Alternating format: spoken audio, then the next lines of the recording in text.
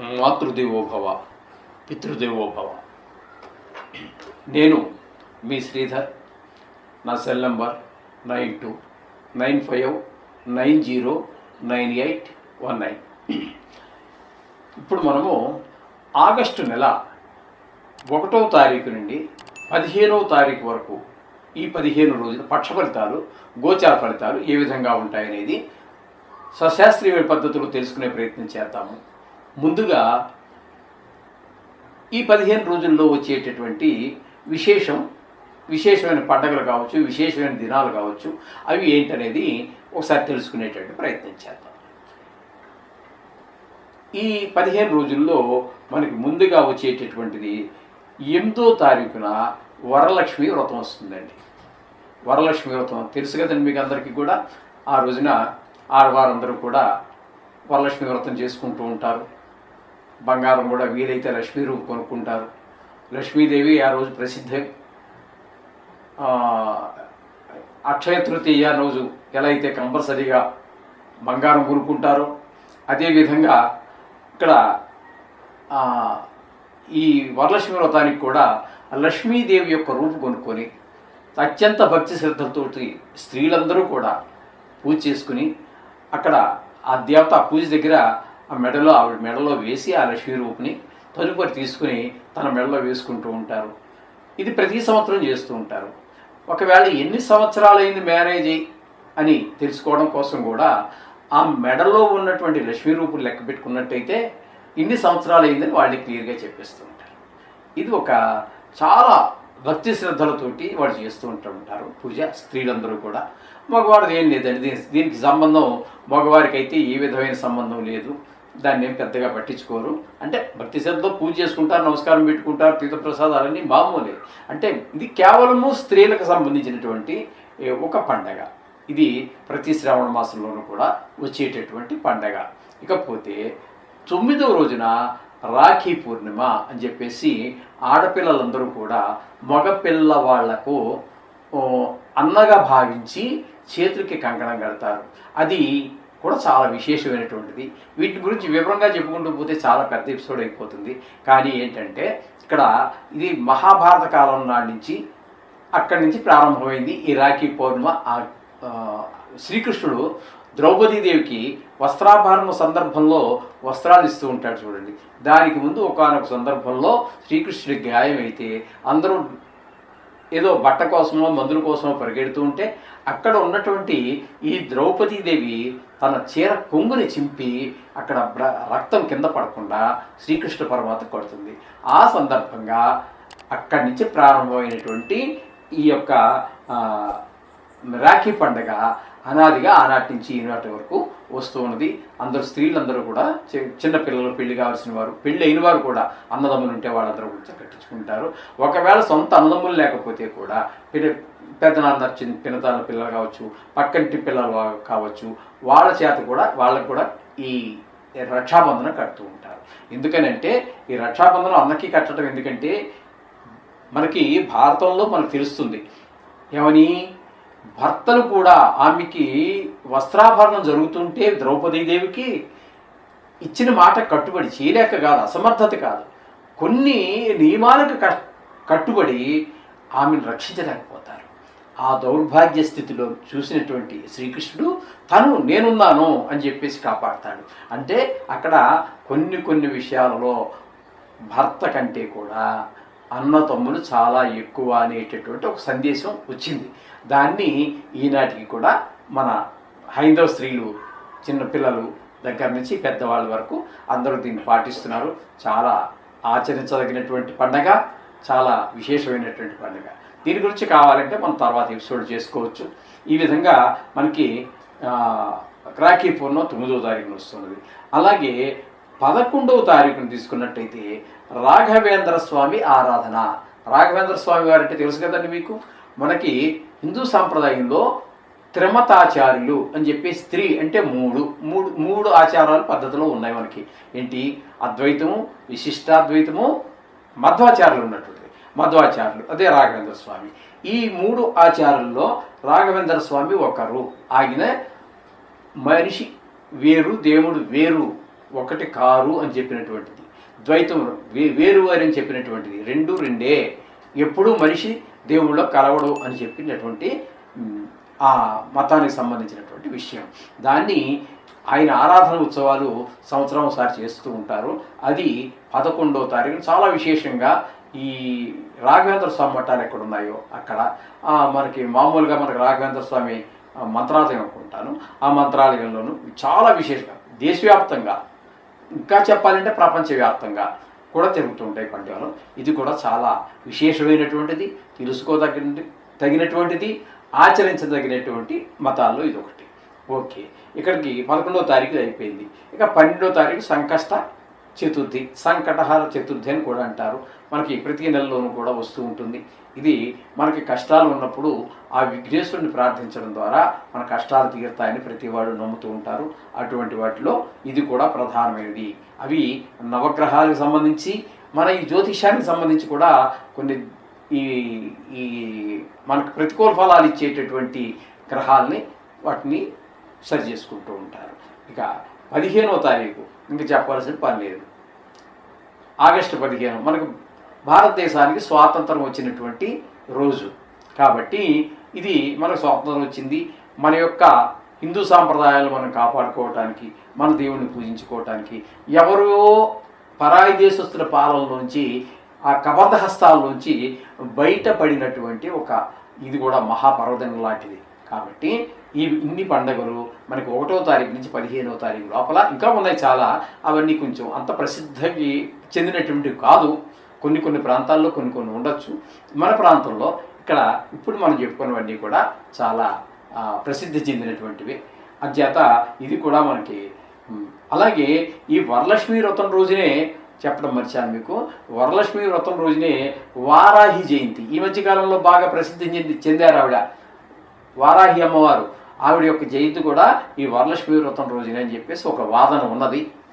ఆ రోజున అమ్మవారికి కూడా చాలా విశేషంగా పూజలు ఈ మధ్యకాలంలోనే ప్రజాబాహుల్యంలోకి వచ్చింది. అంటే ఆవిడ ఇప్పుడు కాదండి, ఆనాటి నుంచి ఉన్నదే, కానీ ఈ మధ్యకాలంలో బయటకు వచ్చింది ప్రజల్లోకి. దానికి కూడా మంచిది. ఓకే అమ్మ, విషయంలోకి వద్దాం. ప్రప్రథమంగా మేషరాశి వారికి ఈ 15 రోజుల్లో, అంటే ఆగస్టు 1 నుండి ఆగస్టు 15 వరకు గోచార ఫలితాలు ఏ విధంగా ఉన్నాయనేది సశాస్త్రీయమైన పద్ధతిలోనే తెలుసుకునే ప్రయత్నం చేద్దాము. మనం ఎప్పుడు చెప్పుకున్నా కూడా సశాస్త్రీయమైన పద్ధతిలోనే చెప్పుకోవటం జరుగుతుంది. శాస్త్రాన్ని మించి ఒక్క మాట కూడా ఇప్పుడు ఎక్స్ట్రా చెప్పడం జరగదండి. ఒకవేళ విశేషంగా నేను చెప్పదలుచుకుంటే ఇది నా అభిప్రాయం కూడా చెప్పడం జరుగుతూ ఉంటుంది. కాబట్టి ఇప్పుడు మేషరాశి వారికి ఏ విధంగా ఉన్నది, గ్రహాలు ఎక్కడెక్కడ సంచరిస్తున్నాయి, వాటి వల్ల ప్రయోజనం, సుఫలితాలు ఉంటాయా, అశుభఫలితాలు ఉంటాయా అనే విషయాన్ని తెలుసుకుందాం. ఇప్పుడు మేషరాశి వారికి 3వ స్థానంలో శుక్రుడు, గురువు. 3వ స్థానం అంటే మేషరాశికి మిథునం అవుతుందండి. మిథునంలో శుక్రుడు, గురువు ఇద్దరు సంచరిస్తూ ఉన్నారు. 2 శుభగ్రహాలే. కానీ ఇక్కడ 3వ స్థానంలో శుక్ర భగవానుడు అనుకూలమైన ఫలితాన్ని ఇస్తాడు. అంటే ఏ విధమైన ఫలితాలు, అనుకూలమైన ఫలితాలు ఇస్తాడు అని చెప్పి మనం చెప్పుకోవాల్సి వస్తే, ఇక్కడ అందరి యొక్క సహకారం, ఇంటిలో అన్నదమ్ములు, తల్లిదండ్రులు, అలాగే ఉద్యోగ వ్యాపార స్థలాల్లో మన స్థాయి వారు, మనకంటే పై స్థాయి వారు, కింద స్థాయి వారు, అలాగే ఇంటి చుట్టుపక్కల ఉన్నటువంటి వారు, అందరి యొక్క సహకారం కొన్ని సందర్భాలలో మనకి తెలియని వారు కూడా సహాయం పడుతూ ఉంటారు. ఉదాహరణకి రోడ్డు మీద ఎవరో పోతూ బండి మీద నుంచి పెద్ద ఆయన అనుకుందాం, కళ్ళు తిరిగాయో మరి ఏమొచ్చిందో మొత్తం కింద పడ్డారు, రాయి వచ్చిందో రప్పాయి వచ్చిందో కింద పడ్డారు.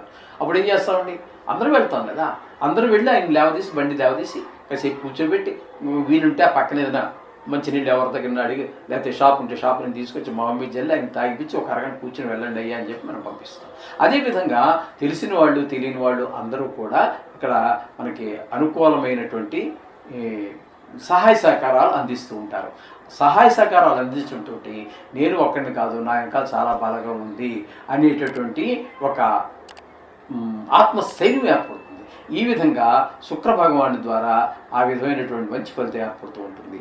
అలాగే వీరికి ఈ షేరు మార్కెట్లో పెట్టుబడి పెట్టేటటువంటి వారికి, అలాగే కళారంగంలో ఉన్నటువంటి వారికి, అంటే సినిమా రంగంలో కావచ్చు, టీవీ రంగంలో కావచ్చు, ఈ సోషల్ మీడియాలో కావచ్చు, అటువంటి వారిలో ఉన్నటువంటి వారందరికీ కూడా అనుకూలమైనటువంటి ఫలితం ఇస్తాడు శుక్ర భగవానుడు. ఇకపోతే తృతీయ స్థానంలో అదే శుక్రుడితో పాటుగా గురువు గారు కూడా ఉన్నారు. కానీ ఇక్కడ గురువు తృతీయ స్థానంలో యోగించజాలరు. ఈయన కూడా పరిపూర్ణమైనటువంటి శుభగ్రహమే. కానీ ఈ స్థానంలో గోచార రీత్యా తృతీయ స్థానంలో గురువు యోగించజాలడు.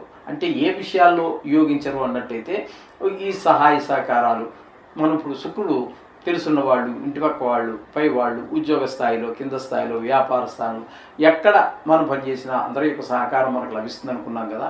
అటువంటి దగ్గర ఎవరి యొక్క సహాయ సహకారాలు అందవు. అలాగే ఆయనకు ధనకారకుడు కూడా కాబట్టి కొంచెం ధనానికి ఇబ్బంది పడేటువంటి పరిస్థితి కూడా ఉంటుంది. ముఖ్యంగా సహాయం లేని కారణంగా కొంత ఆర్థికమైనటువంటి ఇబ్బందులు ఏర్పడేటువంటి అవకాశం ఉంటుంది. ఈ విధంగా మనం గురువు గురించి చెప్పుకోవాలి. ఇకపోతే చతుర్థ స్థానం అయినటువంటి కర్కాటకంలో రవి యొక్క సంచారము, బుధుని యొక్క సంచారము జరుగుతోందండి. చతుర్థ స్థానంలో రవి యొక్క సంచారము శుభప్రదమైనటువంటి ఫలితములను ఇవ్వజాలదు. అంటే అక్కడ ఏ విధమైన ఫలితాలు ఇస్తాడు అన్నట్టయితే అమ్మగారి చెడు ఫలితాలు ఇవి.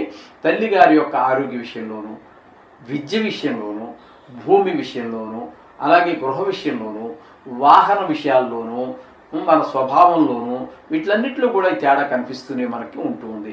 ఇవి ముందుకు వెళ్ళవండి. ఇంట్లో ఇవన్నీ ఉంటాయి. మీ గృహం ఉండొచ్చు, వాహనం ఉండవచ్చు. ఏదో మనం బయటికి వెళ్ళాలి అనుకున్నప్పుడు దాని మీద పెట్టుబడి పెట్టవలసిన సమయం ఆసనం అవ్వచ్చు.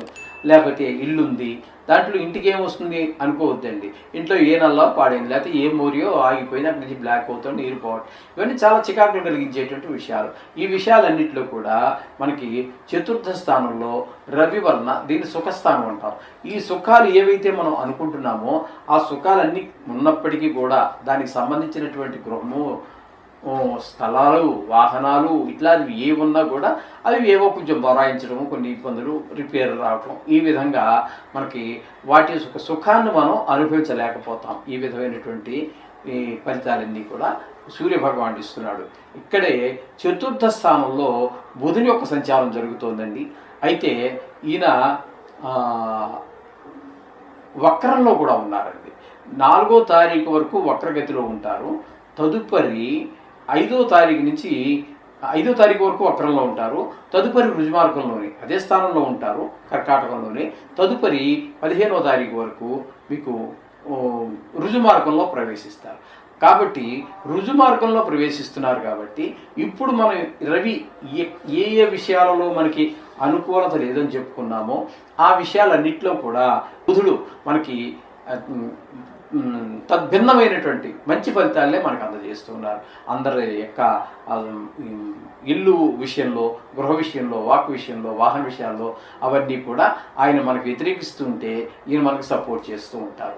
ఈ విధంగా బుధ యొక్క సంచారం 4వ స్థానంలో ఈ విధమైన ఫలితాలు ఇస్తుంది. ఇకపోతే 5వ స్థానం అయినటువంటి సింహంలో తీసుకున్నట్టయితే కేతువు 5వ స్థానంలో యోగించజాలరు.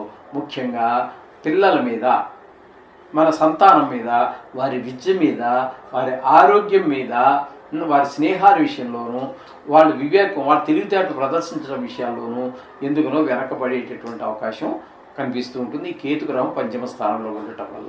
ఇకపోతే 6వ స్థానంలో కుజుని యొక్క సంచారం. 6వ స్థానంలో కుజుని మాత్రం చాలా చక్కటి ఫలితాలన్నీ ఇస్తారండి, మంచి ఫలితాలే ఇస్తారు. ఇక్కడ ఆరోగ్యం బాగుంటుంది. మనం ఎవరికైనా రుణం అప్పు ఇవ్వాల్సి ఉంది, ఇవ్వలేకపోతున్నాం, చాలా కాలంగా ఇచ్చేయగలుగుతారు. ఈ 15 రోజులు ఇచ్చేయగలుగుతారు.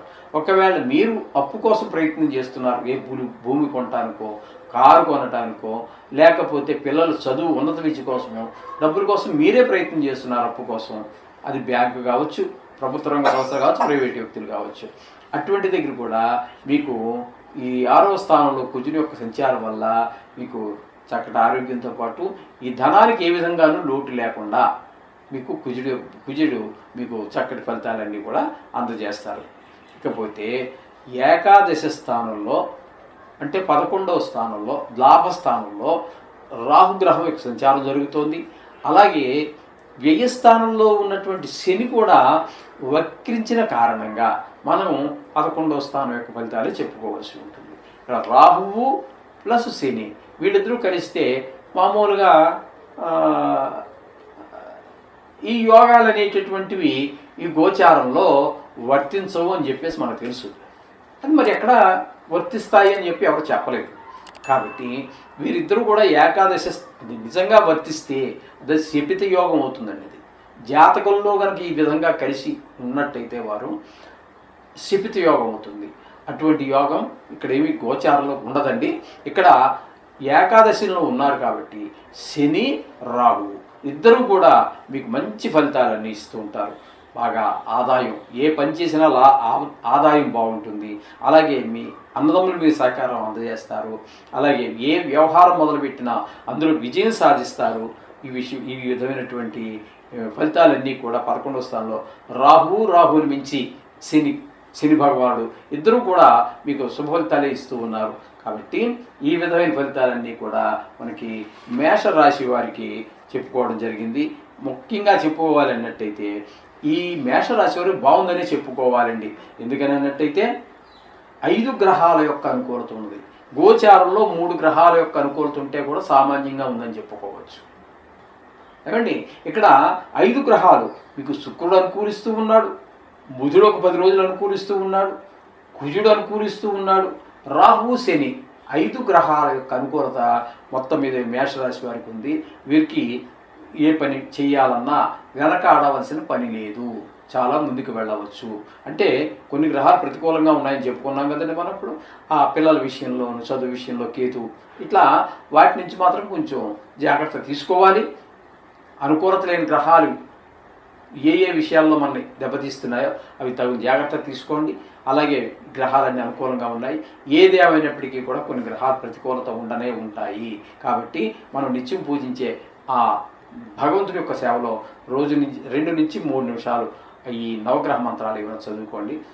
అన్నీ శుభం జరుగుతాయి. శుభం భూయాత్.